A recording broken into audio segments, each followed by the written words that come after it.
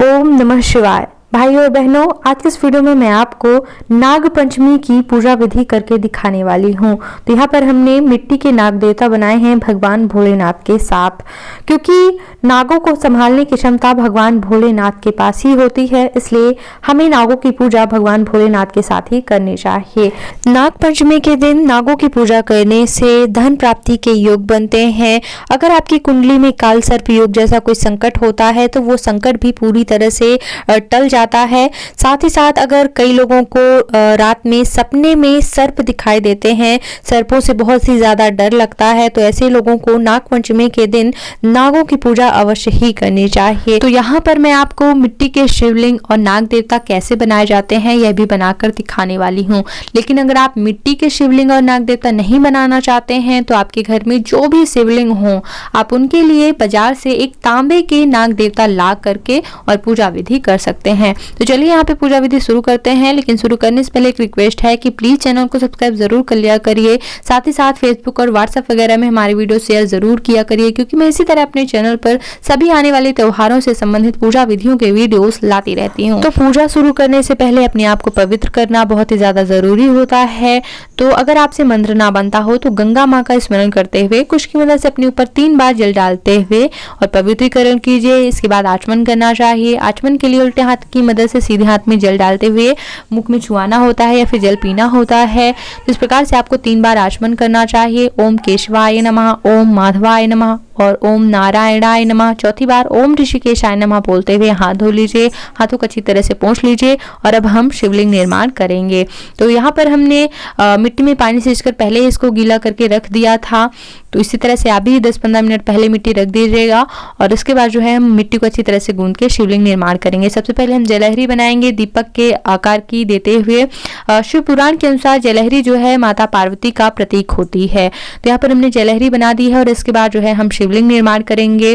तो गोल गोल इस प्रकार से शिवलिंग बनाने के बाद हम यहाँ पर नाग देवता थोड़े से बड़े आकार के बना रहे हैं। वैसे तो हम जब भी शिवलिंग बनाते हैं तो नाग देवता छोटे से आकार के बनाते हैं, लेकिन चूंकि आज नाग पंचमी है, नाग देवता की विशेष पूजा है, इसलिए नाग देवता थोड़े से बड़े आकार के आपको भी बनाने चाहिए। तो यहाँ पर हमारे मिट्टी के शिवलिंग और नाग देवता बनकर तैयार हो चुके हैं।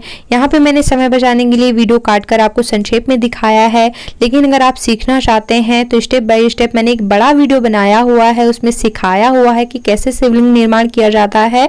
तो शिव जी की पूजा से संबंधित प्लेलिस्ट में आप उस वीडियो को चेक कर लीजिएगा ताकि आप सीख पाएं। तो यहाँ पे हम शिवलिंग बनाने के बाद जो है पूजा करने के लिए एक दीपक भी रख लेंगे, दीपक प्रज्वलित कर लेंगे। तो दीपक रखने से पहले थोड़ा सा चावल जरूर रख लीजिएगा, खाली दीपक नहीं रखा जाता है। और दीपक रखने के बाद ओम दीप नारायणाय नमः बोलते हुए हम दीपक प्रज्वलित करेंगे। और अब अगर आप कोई संकल्प लेना चाहते हैं पूजा का, जैसे कि अगर आप काल सर्प योग के निवारण के लिए या फिर राहु केतु ग्रह की शांति भी होती है उसके निवारण के लिए, या फिर आपको सपने में सर्प दिखाई देते हैं तो उसके निवारण के लिए, सांपों से डर से मुक्ति के लिए कोई भी संकल्प अगर लेना चाहते हैं, धन प्राप्ति के लिए अगर आप कोई भी संकल्प लेना चाहते हैं, मनोकामना पूर्ति के लिए पूजा करना चाहते हैं, तो आप उसका संकल्प भी ले सकते हैं। तो संकल्प के लिए हाथ में चावल फूल कुशा लेके जो है आप बोलिएगा कि मैं इस कामना की पूर्ति के लिए नाग पंचमी व्रत की पूजा कर रहा हूँ। इस प्रकार से आप बोल के चावल फूल कुशा जो है भगवान के पास छोड़ दीजिएगा। और इसके बाद हम पुनः हाथ में अक्षत और बेलपत्र लेकर भगवान भोलेनाथ का आवाहन करेंगे। तो आवाहन के लिए हमें बोलना चाहिए कि हे भोलेनाथ, मैं नाग पंचमी के पूजन हेतु आपका आवाहन करती हूँ। कृपया करके माता पार्वती के साथ इस शिवलिंग में विराजमान हो और हमारी पूजा विधियाँ स्वीकार करें। इसी प्रकार से हमें नाग देवता का भी आवाहन करना चाहिए कि हे नाग देवता, नाग पंचमी के पूजन हेतु मैं आपका आवाहन करती हूँ। कृपया करके भगवान भोलेनाथ के साथ आप भी यहाँ पर पधारें, हमारी पूजा विधियाँ स्वीकार करें और आशीर्वाद अपना प्रदान करें। इस प्रकार से बोलते हुए उनका आवाहन कर लीजिए। अब पूजा शुरू करने के लिए सबसे पहले भगवान को आसन दिया जाता है, उनके पैर धोए जाते हैं। अर्घ्य और आचमन कराने के बाद ही स्नान के लिए जल अर्पित किया जाता है। तो आप चाहें तो चारों चीजों के लिए एक साथ भी जल अर्पित कर सकते हैं या फिर अलग अलग भी कर सकते हैं। तो हम यहाँ पर सबसे पहले भगवान भोलेनाथ को जल से स्नान कराएंगे और इसके बाद हम नाग देवता को भी जल से स्नान कराएंगे। तो पूरे अभिषेक के दौरान आपको ओम नमः शिवाय का जाप करते रहना है या फिर नाग देवता के लिए ओम नागेंद्र हराय नमः का जाप आपको करते रहना है। इस प्रकार के जाप करते हुए आपको विभिन्न प्रकार के अभिषेक कराना चाहिए। जल से स्नान कराने के बाद हम यहाँ पर दूध से अभिषेक कराएंगे। तो दुग्धम स्नानम समर्पयामि, और इसके बाद पुनः जल से अभिषेक कराना चाहिए। और इसके बाद अब दही से स्नान, तो दधि स्नानम समर्पयामि। हर एक अभिषेक के बाद जल से स्नान जरूर कराना चाहिए। शहद यानी कि मधु स्नानम समर्पयामि। घी यानी कि घृतम स्नानम समर्पयामि।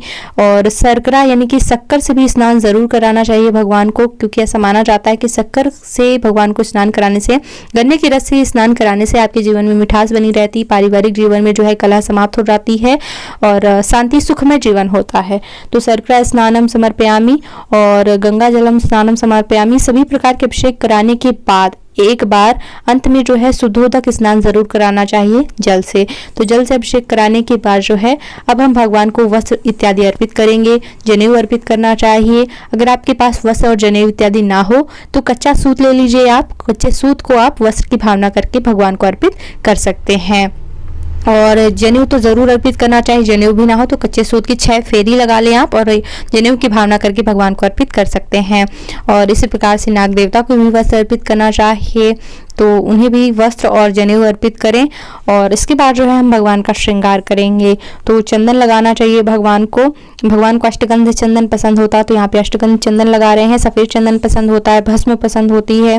और नाग देवता को हम यहाँ पर कुमकुम लगा रहे हैं, क्योंकि उनको कुमकुम वगैरह चंदन वगैरह भी लगता है।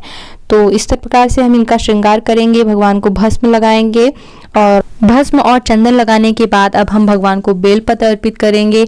आप चाहें तो एक एक करके भी बेलपत्र अर्पित कर सकते हैं और हर बार ओम नमः शिवाय का जाप करते जाइए। और समी पत्र भगवान को बहुत ज़्यादा पसंद होता है, तो समी पत्र की व्यवस्था ज़रूर कीजिएगा। साथ ही साथ मदार के फूल, धतूरे के फूल, धतूरा भगवान को बहुत पसंद होता है, तो भगवान शिव शंकर की प्रिय वस्तुएं उन्हें अर्पित कीजिए। और नाग देवता को भी पुष्प अर्पित करना चाहिए, तो पुष्प अर्पित करें उन्हें। अक्षत इत्यादि अर्पित करना चाहिए। अक्षत आदि करने के बाद धूप दीप करना चाहिए, तो धूप बत्ती जलाएं। और धूप दीप करने के बाद अब हम भगवान को नैवेद्य अर्पित करेंगे। तो नैवेद्य में फल, मिठाई, जो भी आपके पास सामर्थ्य हो आप नैवेद्य भगवान को अर्पित करें। लेकिन हाँ, भगवान नाग देवता का जो नैवेद्य होता है वो विशेष रूप से कच्चा दूध होता है, तो गाय का कच्चा दूध आप भगवान नाग देवता के लिए जरूर रखें। तो नाग देवता को भी नैवेद्य अर्पित करने के बाद कुछ की मदद से सभी भोग में जल जरूर फेर दीजिएगा। भोग में जल फेरने के बाद आपको दीपक की भी चंदन, पुष्प, अक्षत इत्यादि से पूजा करनी चाहिए। और इसके बाद अब अगर आप कोई पाठ करना चाहते हैं, कोई श्रोत पाठ करना चाहते हैं, कोई मंत्र जप करना चाहते हैं, कथा वाचन करना चाहते हैं, तो आप कर सकते हैं। या फिर आप रुद्राक्ष की माला में भगवान शिव शंकर के मंत्रों का जाप कर सकते हैं। आप नवनाग श्रोत का पाठ कर सकते हैं, सर्प सूक्त का पाठ कर सकते हैं। मेरा एक और चैनल है शिव हरि उपासना चैनल। उस चैनल में मैं जो भी नाग पंचमी से संबंधित चीजें होंगी, जैसे स्रोत होते हैं, मंत्र होते हैं, तो उस चैनल पे मैं म्यूजिक के साथ जो है श्रोत जप इत्यादि डालती रहती हूँ, मंत्र इत्यादि। तो उस चैनल पे जाके आप म्यूजिक के साथ चीजें सुन सकते हैं, तो उस चैनल को भी चेक जरूर कर लीजिएगा।